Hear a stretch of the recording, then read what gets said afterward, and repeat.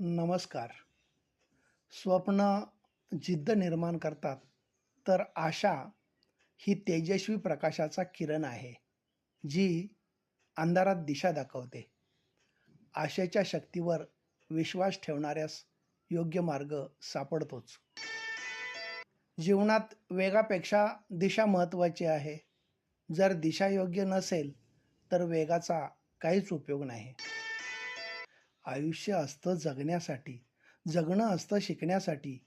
आपण मात्र शिकत असतो पुन्हा पुन्हा चुकण्यासाठी. आयुष्यात कानांपेक्षा अधिक विश्वास आपल्या डोळ्यांवर ठेवा. अनेक गैरसमज आणि अडचणी निर्माण होणं आपोआप थांबेल. आयुष्यातील सर्वात मोठी संधी म्हणजे स्वतःला समजून घेणं.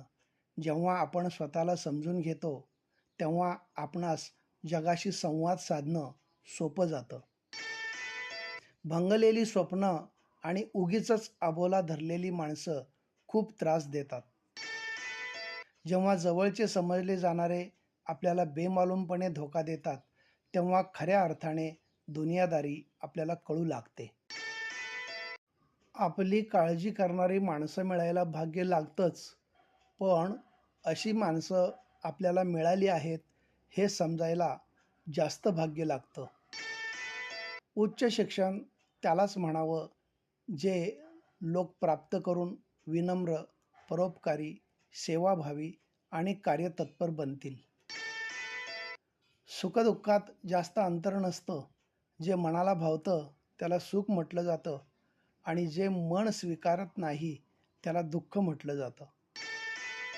ज्या मनुष्याला वेदनांचे ओझे असतानाही हसतमुख राहता येतं, त्याच्यासारखा सहनशील आणि अभिनय सम्राट या जगात दुसरा कोणीच नसतो. कालच्या चुका आणि उद्याच्या अपेक्षा या दरम्यान आज नावाची एक विलक्षण संधी आहे. ती मनसोक्त जगा, तिच्यावर प्रेम करा. तो आज हाच तुमच्या जगण्याचा आनंद निर्माण करणारा दिवस आहे. आज आनंदी असेल तर सगळं आयुष्य आनंदमय होऊन जाईल.